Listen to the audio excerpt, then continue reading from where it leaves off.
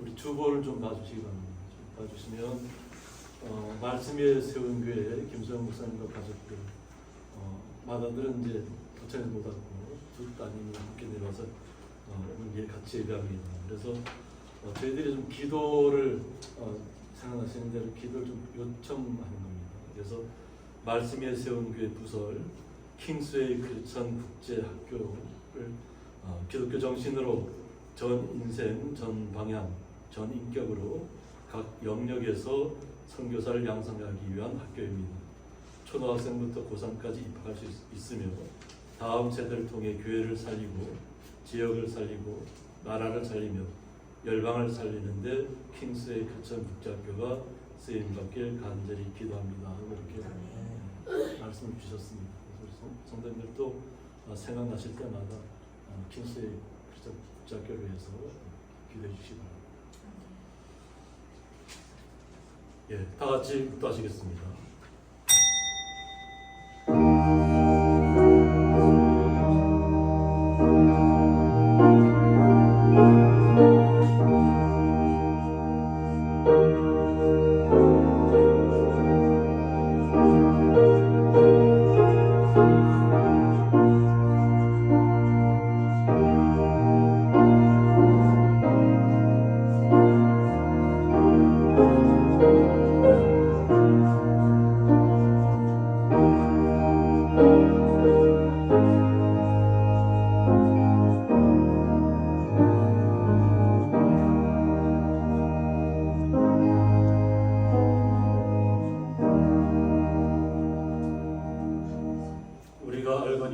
하나님을 사랑하는 자, 곧 그의 뜻대로 부르심을 입은 자들에게는 모든 것이 합력하여 선을 이루느니라. 아멘. 네, 다 같이 사도신경으로 신앙 고백 올려드리겠습니다. 전능하사 천지를 만드신 하나님 아버지를 내가 믿사오며 그 아들 우리 주 예수 그리스도를 믿사오니 이는 성령으로 잉태하사 동정녀 마리아에게 나시고 본디오 빌라도에게 고난을 받으사 십자가에 못 박혀 죽으시고 장사한 지 사흘 만에 죽은 자 가운데서 다시 살아나시며 하늘에 오르사 전능하신 하나님 편에 앉아 계시다가 저희로서 산자와 죽은 자를 심판하러 오시리라. 성령을 믿사오며 거룩한 공예와 성도가 서로 교통하는 것과 죄를 사하여 주시는 것과 몸이 다시 사는 것과 영원히 사는 것을 믿사옵나이다. 아멘.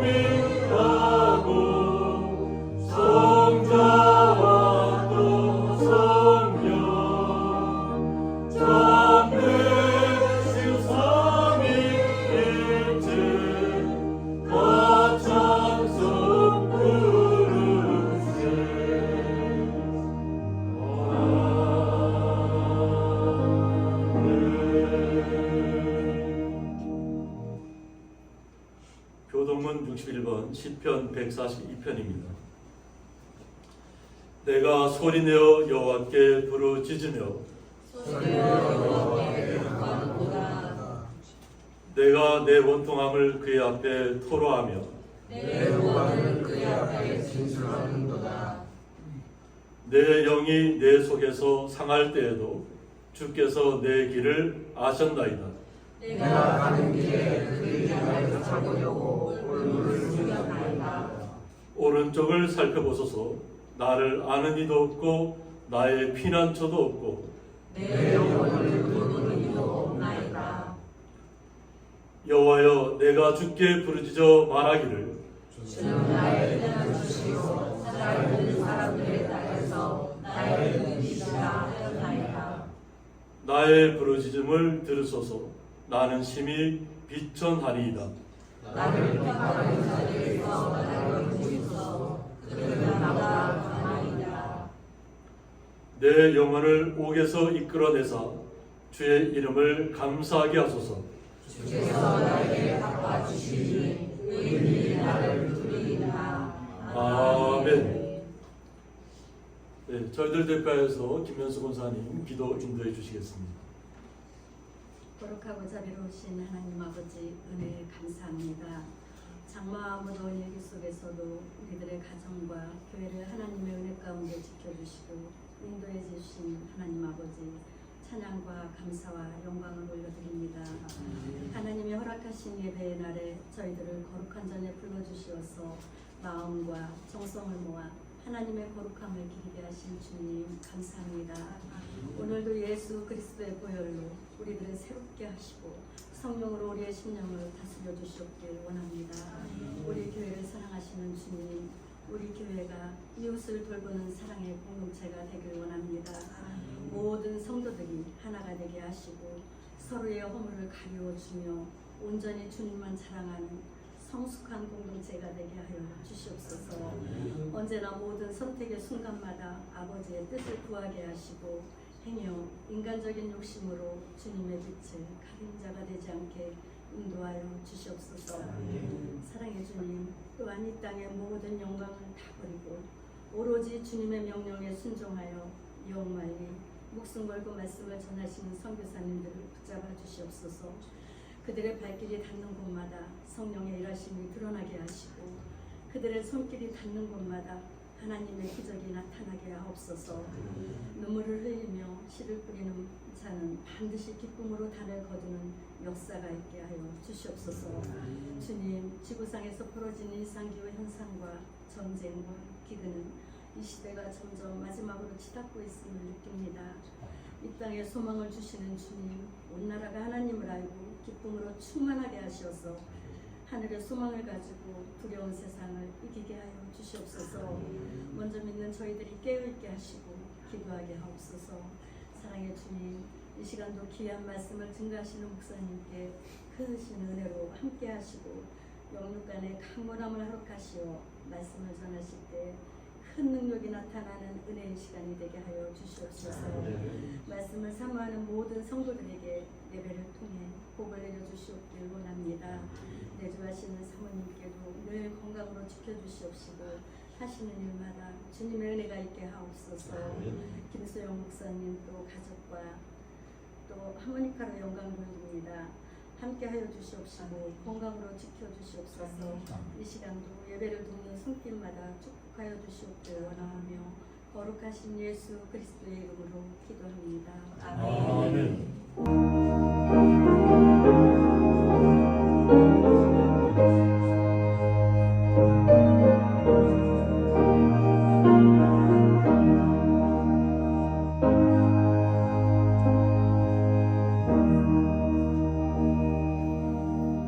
성경 말씀은 구약성경 미가서 6장 6절에서부터 8절까지 함께 읽도록 하겠습니다.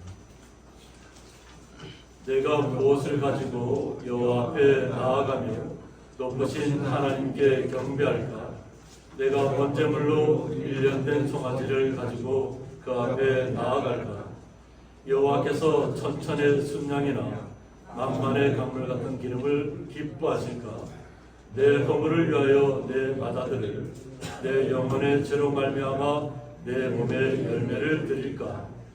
사람아, 주께서 선한 것이 무엇임을 내게 보이셨나니 여호와께서 내게 구하시는 것은 오직 정의를 행하며 인자를 사랑하며 겸손하게 내 하나님과 함께 행하는 것이 아니냐. 아멘.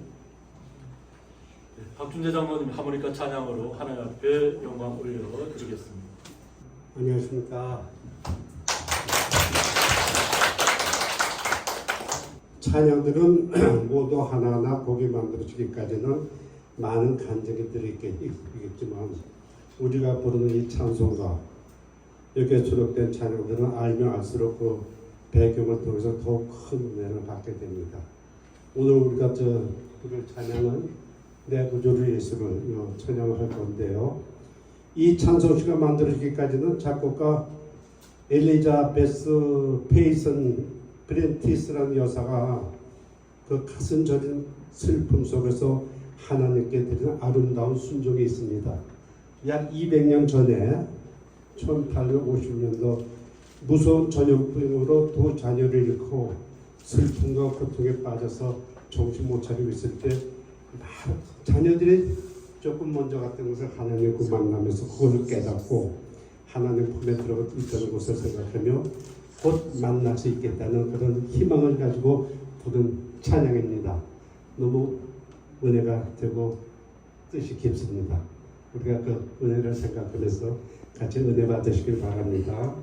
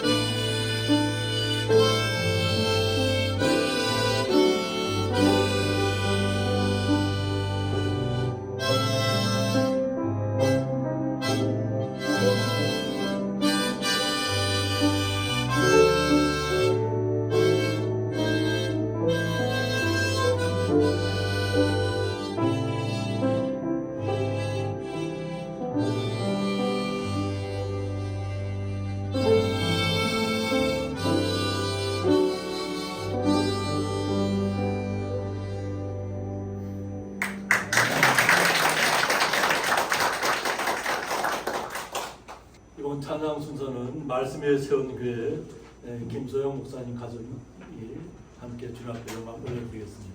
나오셔서 박수 맞으시기 바랍니다.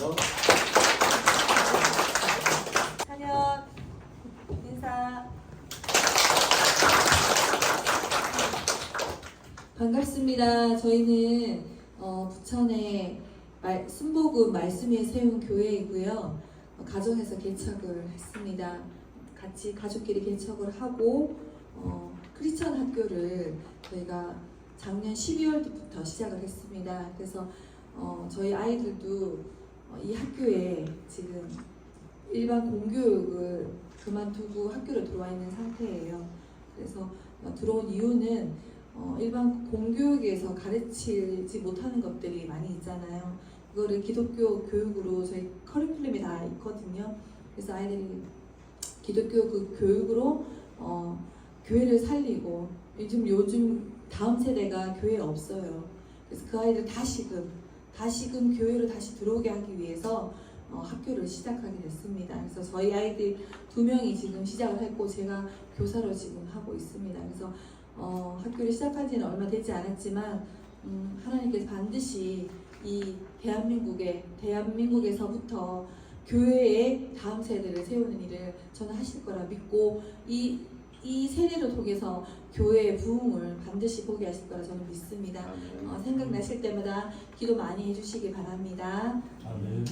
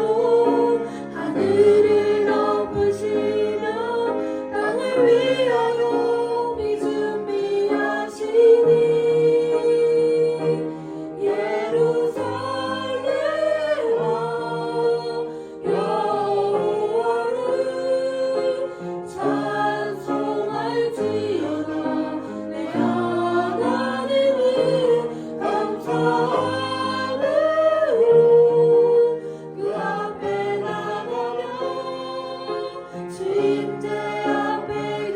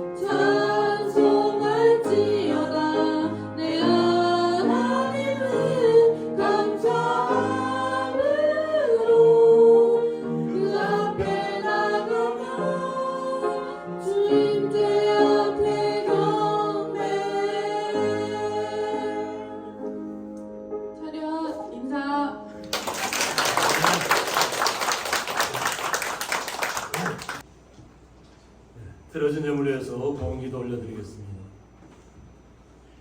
하나님 아버지 감사합니다. 무덥고 습한 날씨 가운데서도 주님을 향한 마음과 주님을 향한 뜻이 있어서 한 주간도 주님의 은혜 아래 수고하고 땀 흘리며 그 고통스러웠던 그 과정들을 통해서 수확한 것들을 주님 앞에 올려드리며 또 11조와 각종 감사예물을 주님 앞에 올려드리는 가운데 있습니다. 이 올려지는 모든 예물들, 그 마음과 정성과 그의 모든 기도의 제목들을 다 들어주셔서 주님 앞에 상달되게 하여 주셨고, 사랑하는 주의 성도들 마음속에는 항상 뭐 어떤 문제든지 주님 앞에 아뢰는 것은 받은 줄 알고 확신하며 주님과 함께 겸손하게 나아가는 거룩한 주의 성도들 되게 하여 주옵소서.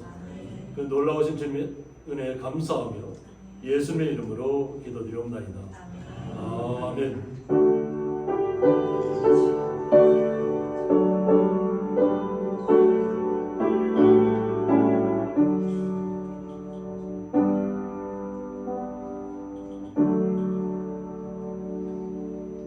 주님의 이름으로 환영합니다.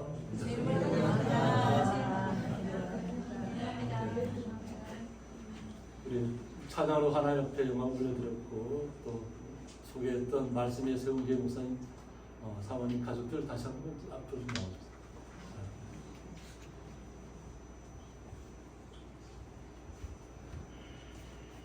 복음의 말씀을 들고 또 부천이라는 지역에서 또 이렇게 킹스웨이 크리스천 국제학교를 연다는 것 자체가 보면 굉장히 놀라운 일입니다.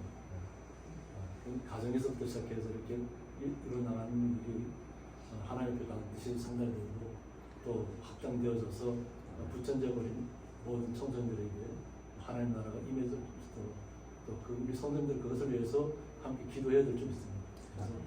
그래서 인사하실 때 다시 박수랑 큰 목소리 주시기 바랍니다.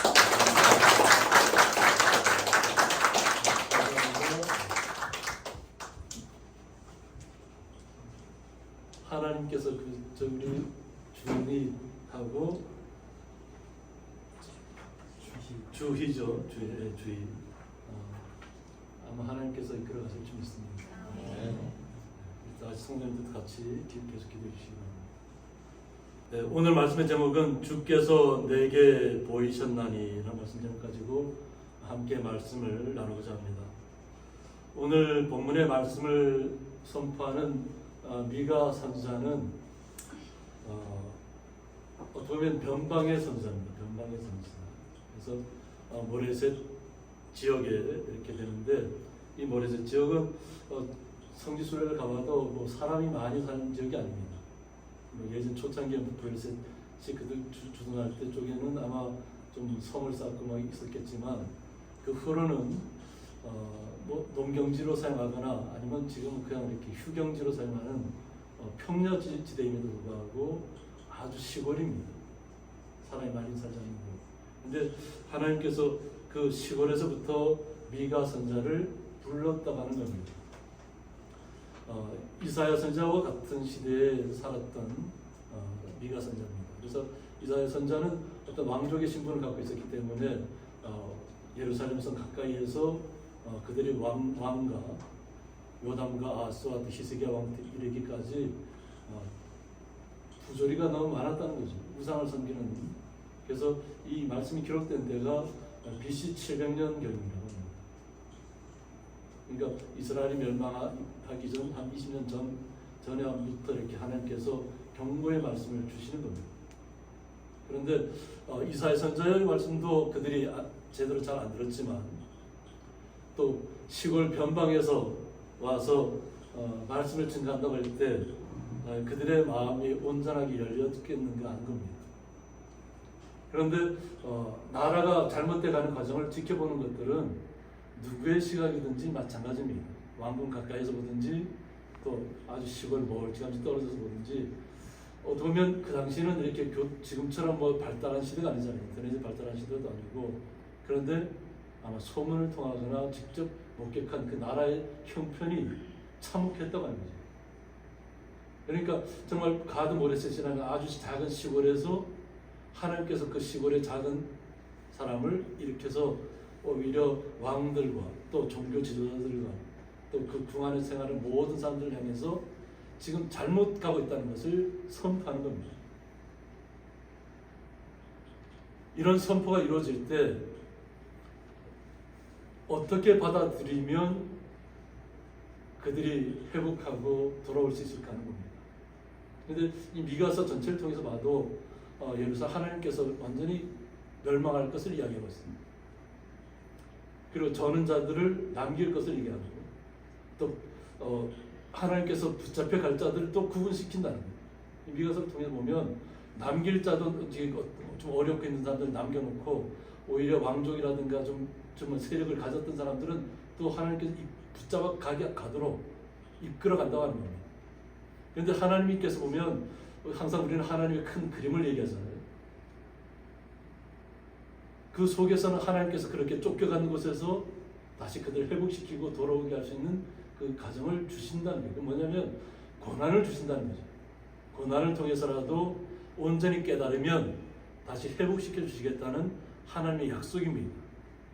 그 약속을 받아들이려고 하는데 받아들였으면 이런 말씀까지 안 나왔겠죠. 오히려 항상 제 말씀을 통해서 본 것처럼 권력을 갖고 있는 사람들은 그 권력을 빼앗기지 않기 위해서 온갖 잘못된 일들을, 추악한 일들을 계속해서 만들어냅니다. 자기 합리화를 시키는 거죠. 이 문제 때문에 오늘 본문의 말씀을 통해서 보면 과연 어떠한 마음으로 하나님의 말씀을 받아들일까 하는 겁니다. 같은 이사야 선지자가 전했을 때와 또 아주 이렇게 시골에서 머리셋이란 작은 지역에서 나타난 선지자가 말씀을 선포하는 것 같은 이 말씀을 어떻게 받아들였을까 하는 겁니다. 오늘 그래서 6절에 보면 내가 무엇을 가지고 여호와 앞에 나아가며 라고 했습니까? 하나님에 대한 오해가 여기에 이 본문에 나타나는 것을 미가 선지자가 이야기하고 있는 거예요. 하나님 앞에 나아가야 되는데 어떤 것을 가지고 나아갈까를 생각하고 있다는 거예요. 어떻게 하나님 앞에 나아가면 하나님께서 우리를 용서하시고 다시 회복시켜 주실까 하는 그 부분을 사람들이 받아들이고 있다는 거죠. 그리고 높으신 하나님께 경배할까. 이렇게 고민하는 시간의 이 이야기들은 굉장히 좀 이렇게 좋아 보입니다. 항상 끝을 봐야 되는데 시작점은 항상 고민하잖아요. 나라가 잘못되어 있던 지적을 받았을 때 과연 어떻게 우리가 어떤 모습을 하나님 앞에 나아갔을 때 하나님께서 우리를 모든 것을 다 받아주실까 하는 겁니다. 그래서 오늘 내가 번제물로 1년 된 송아지를 가지고 그 앞에 나아갈까 하고 이야기합니다. 어쩌면 이것이 예루살렘 성 안에서 제사장들이 그 드려지는 예물을 갖다가 제사장들이 그들의 배를 가르고 피를 뽑아내고 내장을 다 제거하고 그리고 번제물로 다 이렇게 드려지잖아요. 이것이 구약시대의 어떤 예법이잖아요. 근데 이런 예법을 통해서 과연 우리가 가장 이런 송아지를 가지고 나가면 하나님이 기뻐하실까 이런 뜻에서 다시 예전의 이야기를 다시 한번 끌어온 겁니다. 그러면서 계속 어떤 구약시대의 어떤 제사의 모습들을 계속 이야기하고 있는 것입니다. 그래서 여호와께서 천천의 숫양이나 지금 왕들 또 권력자들 종교 지도자들이 잘못된 생각을 가지고 있다는 것을 미가 선지자 아주 시골에 있는 미가 선지자를 통해서 하나님께서 너희들이 지금 하는 모든 생각이나 행동들이 잘못됐다고 이야기하는 겁니다. 하나님께서 눈에 보이게 많은 재물을 가지고 나오면 하나님이 기뻐하신다고 그까지 말을 하는 겁니다. 만만의 강물 같은 기름이 주님 앞에 드려지는데 그 기름이 뭐 이렇게 그 강물같이 흐른다 생각합니다. 얼마나 많은 재물을 드려야 강물같이 흘러갑니다. 어떻게 보면 이것은 비유적인 표현이겠죠. 그죠? 지금도 우리 마을에서는 보면 큰 강에 지금 비가 많이 올 때 되면 아주 그냥 강물을 그냥 다 막 엄청나게 그 넓은 데를 다 덮고 내려가잖아요. 강물이. 그렇게 많은 재물을 드리고 하나님 앞에 번제물을 드리면 하나님이 기뻐 받으시겠냐고 하는 겁니다. 그래서 이 강물 같은 기름은 나알레 사면이라고 해서 기름의 강물입니다. 기름. 아무리 많은 제물을 막 하나 옆에 들여서 그 제물에서 흘려진 그 기름이 강물같이 흘러내려간다고 할지라도 하나님께서는 그것을 받지 않으신다는 거예요. 우리의 마음의 죄를 씻어야 되잖아요. 우리가 주님을 영접하고 주님 앞에 나가는 것은 우리의 삶이 변하는 것입니다. 겉모습이 변하는 것을 얘기하는 것이 아니라 속사람이 변하는 것을 얘기해요. 속사람. 우리는 항상 속사람이 날로 새로워진다고 얘기하잖아요. 그죠? 그래서 제가 16년 전에 처음에 고향에 왔을 때 우리 성도님들에게 말씀하신 거는 그 당시 저 왔을 때 뭐 70, 80 다 연세가 넘으신 뭐 지금 현재는 뭐 90도 넘으신 그런 어르신들이었어요.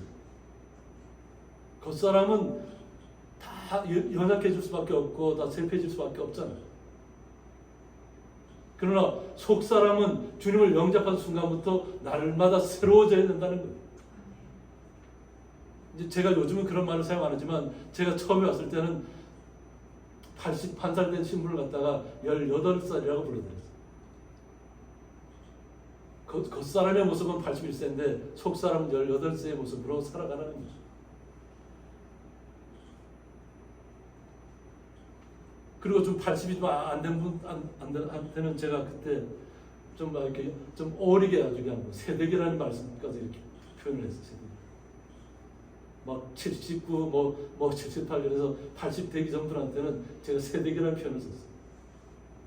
지금은 그런 표현을 쓰지는 않지만 그만큼 겉모습을 중요시하지 말고 내 속에서 날마다 주님의 말씀을 통해서 날마다 새로워져야 된다는 거예요. 주님께서 원하시는 것은 속사람이 날마다 주님의 모습을 닮아가고 날마다 새로워지는 모습을 통해서 주님 앞에 영광을 올려드리는 것을 원하시는 거예요. 그 모습이 주님이 기뻐하시는 모습이라는 거예요. 그런데 이상하게 하나님께서는 제가 그 16년 전에 왔을 때 우리 권사님들 이렇게 만났을 때 그 모습들보다 지금이 더 젊어지셨어요. 16년이 지났는데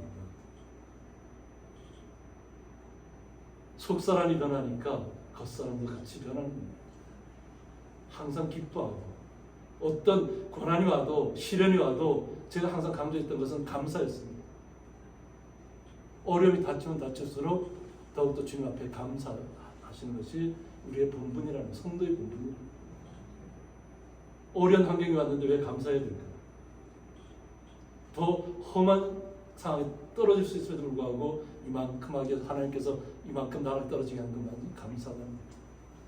그것을 제가 스스로 체험했던 바이기 때문에 제가 나락을 한번 떨어져 봤기 때문에 한번 그 하나님의 감사가 느껴지는 거예요. 기쁨이 샘솟는다는 거죠. 그러니까 우리가 환경이나 주변의 어떤 상황에 따라서 우리가 시시각각 마음이 변하는 것이 아니라 우리의 마음은 항상 어떻게 해요? 중심은 주님과 함께 하는 거예요. 주님과 우리는 떨어질래야 떨어질 수 없는 관계. 우리 십자가의 모습이 항상 있지만 그 십자가 왜 세 개가 서 있고 왜 세 줄로 딱 묶여졌냐면 삼겹줄은 떨어질래야 떨어질 수 없다는 거예요.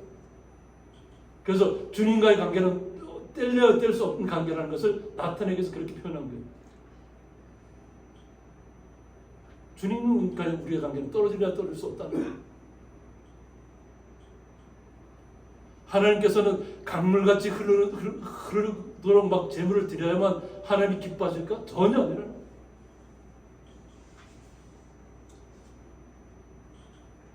아무리 많은 것을 천천히 순양들을 갖다 드린다 한들 마음은 변화가 없다면 아무 소용없다는 거예요. 그런데 얼마나 이 이스라엘 백성들이 그 추악한 데까지 나아가냐면 내 허물을 위하여 내 마다들을 우상을 섬기는 몰렉이라는 우상은 자녀를 갖다가 번제물로 드려요. 상상할 수 없는 일이잖아요. 그럼 어떤 그 성경에 읽다가 의문되는 분들이 있을 거예요.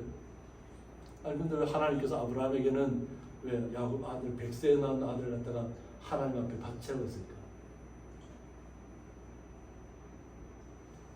야곱을 번제물로 드리라고 했잖아요. 근데 아브라함이 100세 얻은 아들을 이제 뭐 어떻게 보면 지금 아직 20살은 안 됐지만 막 한창 꿈을 꾸고 있는 젊은이인데 그 젊은이가 아버지의 뜻에 따라서 그냥 아버지에 따라 순종해서 그 자리까지 나아가잖아요. 그 모리아산이 바로 지금의 예루살렘입니다. 예루살렘 산. 아브라함도 순종을 했어요. 그래서 제가 오늘 장로님께서 찬양의 그을 소개하는데 순종을 얘기하셨잖아요. 제가 오늘 본문에 강조하고자 하는 뜻이 순종이라는 거예요. 근데 하나님께서 서로 의논하지 않았음에도 불구하고 오늘의 말씀에 맞게 찬양을 올려주게 해주잖아요.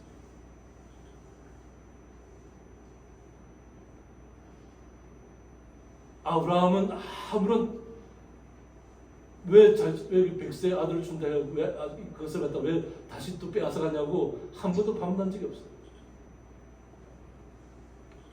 야곱도 마찬가지예요. 아버지가 이끄는 대로 자신이 묶이는 자리에까지 나갔을 때도 아무런 저항을 하지 않았어요. 장성한 청년의 모습을 가지고 나가는 그 소년이 정하려면 정할 수 있잖아요. 그죠? 100세 얻은 아들인데 아버지는 아마 거의 120세까지 거의 다가가는 시간인데 도망치려면 얼마든지 도망칠 수 있잖아요. 근데 도망가지 않아요. 아버지가 그냥 묶는 대로 그냥 묶여서 그냥 그대로 그냥 번제물로 드려질 마음의 준비를 하고 있는 거예요. 그리고 칼을 들고 직접 내리치려고 하잖아요. 죽이려고 하잖아요. 근데 하나님께서 뭐 어떤 모습으로 나타나요? 다급하게 멈추라고 얘기하죠. 멈추라고.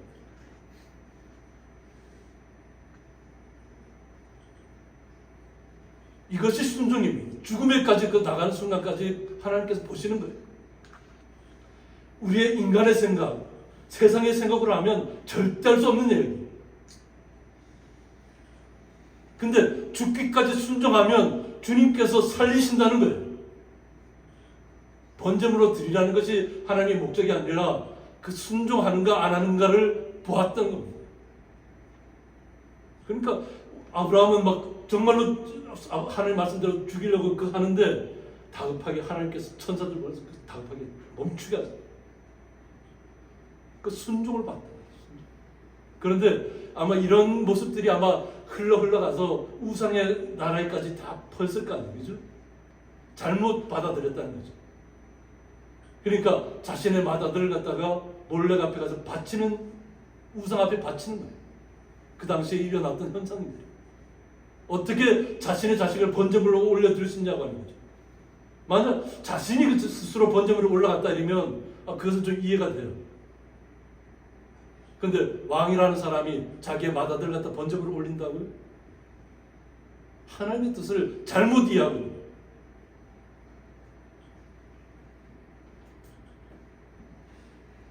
그러면서 내 영혼의 죄로 말미암아 내 몸에 열매를 드릴까? 내 영혼의 죄, 나의 죄라는 거예요. 나의 죄, 다른 사람의 죄가 아니에요.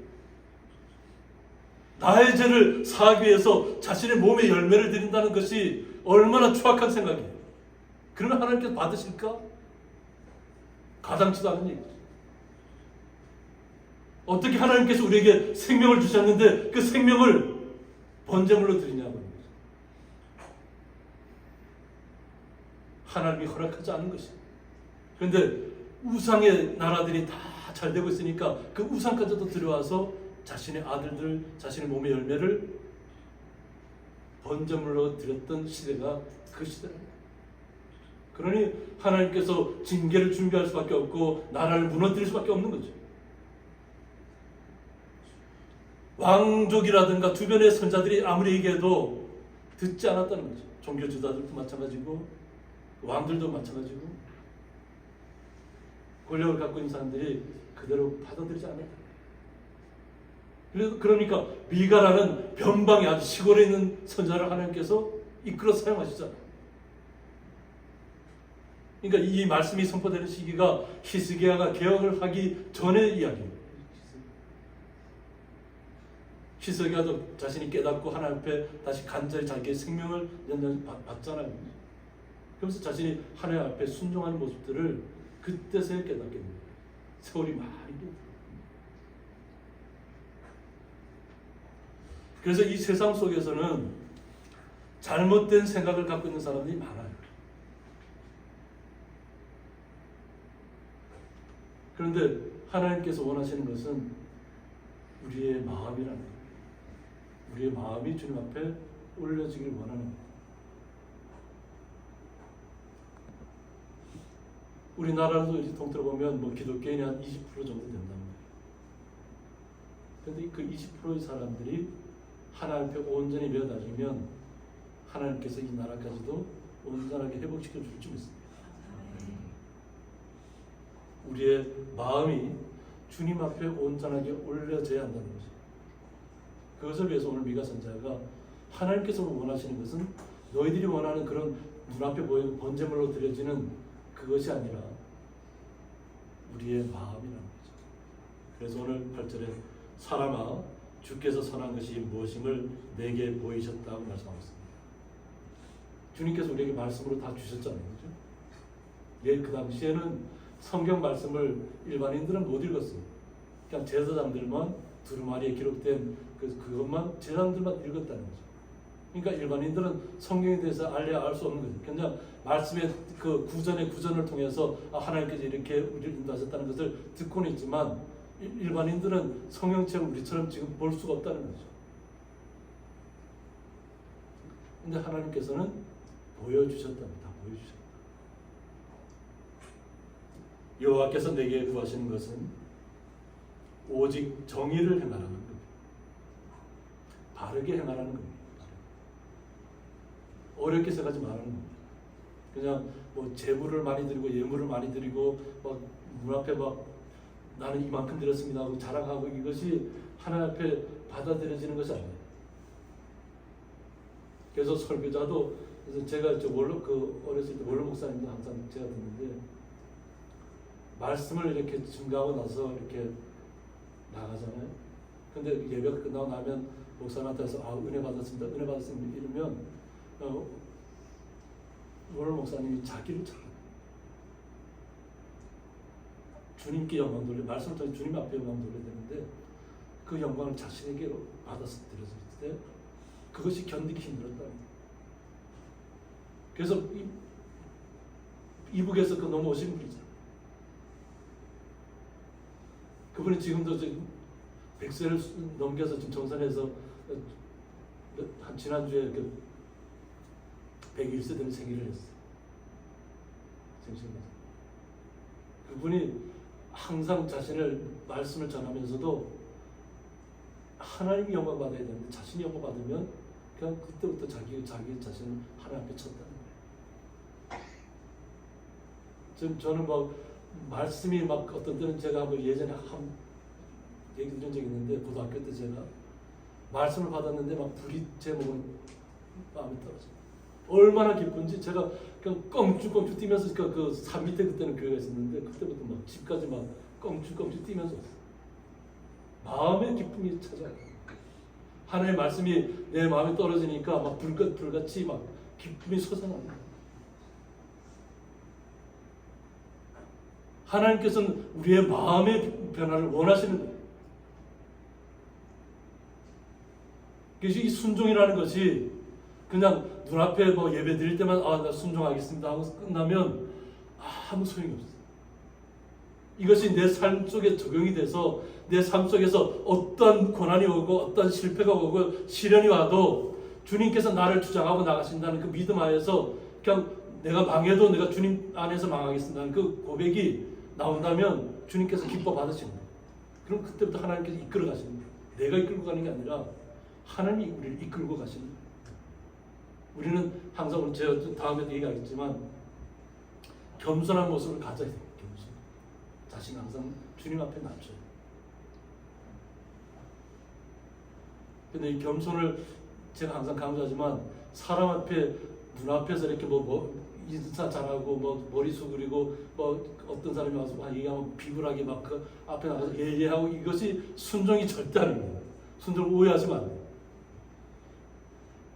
순종이라는 건 뭐냐면 내 목에 칼이 들어와도 내가 지금 죽음의 위기에 처해도 나는 오직 주님의 사람이라는 고백이 있는 것이 진정한 겸손이에요. 왜? 내 안에 주님께서 나 함께 하시잖아요. 사람 앞에 비굴하게 행하는 것이 겸손이 아니에요.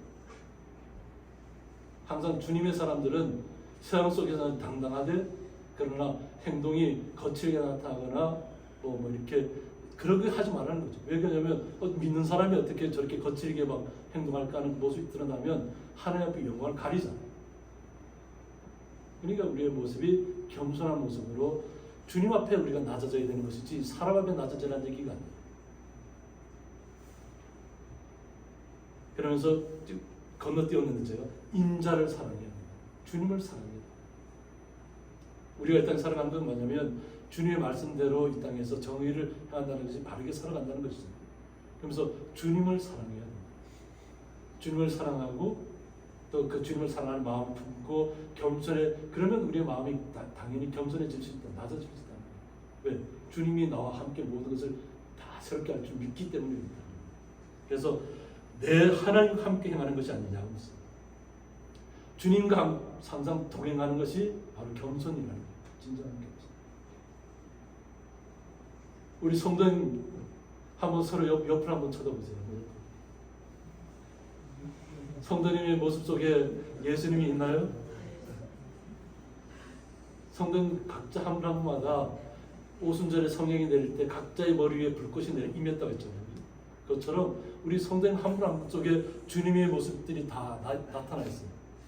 그러니까 서로 주님의 모습을 대하는 것처럼 서로가 서로를 대하는 것이죠. 우리가 옆에 있는 우리 성도님들의 모습을 대할 때 예수님을 대하는 것처럼 이렇게 모습 나가면 얼굴 찌푸릴 수 있나요? 욕이 나올 수 있나요? 내 안에 계신 주님이 내 옆에 있는 성도님에게도 함께 있다는 것입니다. 그러니까 서로 기쁘게 받아들여야 되고 또 어떤 문제가 나타나도 함께 해결할 수 있도록 함께 기도하고 나가는 것입니다. 이것을 주님께서 우리에게 원하시는 것입니다. 그리고 나서 우리가 하나님의 나라에 이르기까지 이 땅에서 어떠한 일들이 벌어지더라도 절대 지난주에 말씀한 것처럼 두려워하거나 놀라지 말라는 거죠. 왜? 주님이 함께 하시는데 두려워할 이유도 없고 놀랄 이유도 없다는 거죠. 그냥 겸손하게 주님을 내 마음에 모시고 항상 담대하게 그냥 나가시면 됩니다. 그것을 주님께서 원하시는 거예요. 그런데 그것을 어떻게 받아들이냐에 따라서 사람들이 완전히 그냥 모든 것이 바뀐다는 겁니다. 그래서 잠언 19장 3절에 보면 사람이 미련함으로 자기 길을 굳게 한다고 했습니다. 그러니까 하나님의 말씀을 참된 말씀을 받아들이면 지혜롭게 되잖아요. 그죠? 하나님의 말씀, 하나님께 지혜시기 때문에. 그런데 하나님의 말씀을 떠나서 내 생각으로 내 뛰어난 머리로 뭔가를 하겠다고 하면 그것이 미련하다는 거예요. 그것이 결국 자기의 길을 굳게 만들 것입니다. 내 스스로 나만 혼자 똑똑하다고 생각했는데 그것이 그 생각대로 그대로 추진하고 나가다 보니까 결과는 어때요? 잘못된 길을 가고 있다. 그래서 어떻게 해요? 그런 마음으로 여호와를 원망한다고 했습니다. 그러니까 모든 것이 자신이 생각으로 했잖아요. 내 스스로 판단해서 이렇게 하면 될 것이라 했는데 그 일이 잘못됐어요. 잘못된 길을 걸어가고 있어요. 그럼 그때는 누구를 원망해요? 자기를 탓해야 되잖아요. 자기를. 근데 누구를 원망해요? 여호와 하나님을 원망하고 있다는 거예요. 잘된 것은 내 탓이고 잘못된 것은 하나님 탓이라고 이렇게 돌리는 건 마찬가지예요. 하나님이 무언가를 우리에게 풍성하게 막 주어져서 막 놀랍게 모든 것을 변화시킬 것처럼 막 나갈 때는 와 내가 잘했구나. 내가 정말 그렇게 나가다가 뭔가 그것이 탁 꼬꾸라진 순간이 오면 하나님 때문에 다 이 모든 일이 잘못됐다고 이렇게 원망하는 것입니다. 자기가 판단을 잘못했다는 생각을. 그래서 우리가 하나님의 말씀을 받을 때에는 항상 하나님께서 얘기하는 건 뭐냐면 결단을 하라는 거예요. 결단. 잘못된 길을 선택하든지 잘된 길을 하나님 선택하든지 그것은 우리의 마음에 달렸다는 거예요. 항상 하나님께서 우리에게 자유의지를 주셨어요. 너희들 마음껏 해봐라. 그러나 하나님의 말씀을 듣는 것이 옳은가? 아니면 하나님의 말씀대로 안 하고 나의 생각대로 하는 것이 옳은가? 그 결과는 스스로 책임져야 되죠. 그죠? 그런데 잘못된 것은 하나님이 나한테 안 도와줘서 그렇다. 잘된 것은 내가 잘해서 그렇다. 반대로 되었죠. 오히려 잠언 19장 8절에서는 지혜를 얻는 자는 자기 영혼을 사랑한다고 했습니다. 하나님을 나의 구주로, 예수님을 나의 구주로 삼는 분들은 자기 영혼을 사랑한다. 우리 스스로를 사랑한다는 거죠. 내가 주님 앞에 얼마나 귀한 존재인가를, 거룩한 존재인가를 스스로가 깨달으셔야 됩니다. 왜? 내가 주님을 믿었잖아. 그리고 주님이 나와 함께 동행하고 있잖아. 그러면 나의 존재가 하찮은 존재가 아니라 정말로 하나님이 보시기에 사랑스러운 존재고 너무나 귀한 존재라는 거예요. 그러니까 나의 모습이 나를 얼마나, 주님이 내 안에 있는데 나를 갖다 학대할 수 있나요? 자책할 수 있나요? 주님이 내 안에 있다는 것을 우리가 확신한다면, 주님의 말씀이 내 안에 있다는 것을 확신한다면 나를 사랑하셔야 될 줄 있습니다. 내가 그냥 일반적인 사람이 아니라 하나님이 나에게 은혜를 주고 있다는 것을 깨달아야 된다는 거죠. 그리고 그것이 깨달아지면 명철을 지키는 자는 복을 얻는다고 했습니다. 그러니까 하나님 말씀대로 살아가면 그 복이 그대로 임하는 거죠. 그래서 복이라는 것은 하나님이 나와 함께하는 것이 참된 복이에요. 복의 의미를 우리가 자꾸 이게 착각을 해서 나한테 무언가 눈앞에 보이는 것이 많아지고 뭐 잘 되는 것이 복이라고 착각하는 경우가 많아요. 근데 진정한 복은 하나님이 내 안에 내주하시는 거예요. 하나님이 나와 함께 동행하시는 거예요. 그것이 복이고, 부차적인 것들은 구하지 않아도 하나님께서 우리에게 필요한 모든 것들을 다 예비해 주셨다는 거예요. 근데 우리는 잘못 구하는 경우가 많아요. 하나님 안에 들어가야 되는데 하나님 안에 들어가지 않고 내가 추구하는 것만 잘 이루어지면 그것이 하나님의 복이라고 잘못 착각합니다. 우리 성도님 한 분 한 분이 주님 안에 들어가 있다면 하나님께서 구하지 않은 모든 것을 다 채워주신다는 거예요. 우리에게 필요한 모든 것. 그러니까 순서를 바꾸지 마시기 바랍니다. 순서를 바꾸지 마시고. 오직 우리는 주님의 사랑 안에 들어간다는 것만 온전히 깨달으시면 됩니다. 주님이 내 안에 있고 그 주님의 사랑이 나를 통해서, 우리 이웃을 통해서 주변으로 계속 전파되는 것, 주님의 사랑과 은혜가, 이것이 주님이 원하시는 것인 줄 믿습니다. 이런 은혜 가운데 우리 성도님들이 날마다 걸어가신다면 오늘 주께서 내게 보이셨다고 했죠. 분명히 우리에게 와 있습니다. 주님의 말씀. 그리고 주님이 우리와 함께하고 계십니다. 주님이 나와 함께 하시면 세상의 모든 것을 얻은 것보다 더 많은 것을 얻으신 거예요. 가지신 거예요. 온 세상 만물을 주관하시는 분이 바로 내 안에 와 계시잖아요. 그러면 내 안에서부터 기쁨이 샘솟아야 될 줄 믿습니다. 그래서 생명의 생수가 흘러가야 될 줄 믿습니다. 주님께서 항상 말씀하시는 것은 생수의 강이 흘러 넘친다. 내 안에서부터 생수의 강이 흘러 넘친다. 주님이 내 안에 있기 때문에 우리의 삶 속에서도 기쁨이 흘러가는 거예요. 흘러 넘치는 거예요. 은혜가 흘러 넘치는 거예요. 그것이 속사람이 바뀌면 겉사람의 모습까지도 같이 바뀌어지는 겁니다. 이것이 우리 성도님들 마음속에 항상 날마다 주님께서 내주하셔서 어떤 문제든지 주님 안에 순종하시고 기쁨으로 모든 일들을 감당하시는 주의 거룩한 성도님의 자리에서 떠나지 않기를 주님의 이름으로 축원드립니다. 함께 기도하겠습니다. 주께서 내게 보이셨나니라는 말씀을 통해서 주님의 사랑이 우리에게 어떻게 다가오는지를 다시 한번 깨닫습니다. 세상의 부귀 영화를 쫓아가는 것이 아니라, 세상의 우상을 쫓아가는 것이 아니라 오직 주님과 함께 동행할 때 주님께서 우리의 마음속에 오셔서 우리를 품으시고 주님께서 원하시는 바를 우리의 삶 속에서 이루어가시는 줄 믿습니다. 우리가 할 것은 오직 주님을 사랑하고 주님과 함께 날마다 동행하는 것인 줄 믿습니다. 이 모든 일들이 주님의 뜻 안에서 이루어질 수 있도록 주의 성도님들 마음속에 날마다 기쁨이 샘솟게 하여 주옵소서. 그 주님의 사랑에 감사하며 예수님의 이름으로 기도드리옵나이다. 아멘.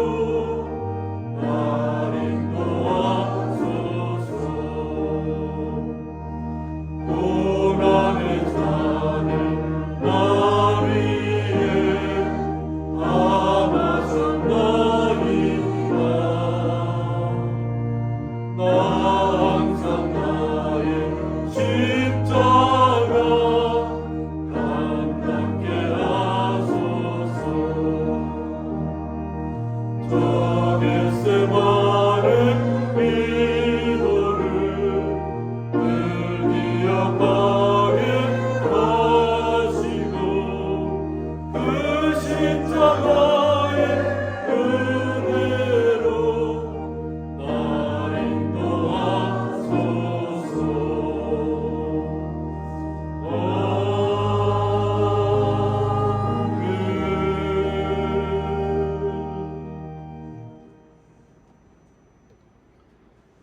이제는 주 예수 그리스도의 은혜와 하나님의 사랑과 성령의 감화 교통하심이 주께서 내게 보이셨다는 말씀을 통해서 온전히 겸손하게 주님을 사랑하며 겸손하게 주님과 동행하기를 원하는 주의 거룩한 성도들과 그 가정과 기업 위에 영원토록 함께 있을지어다. 아멘.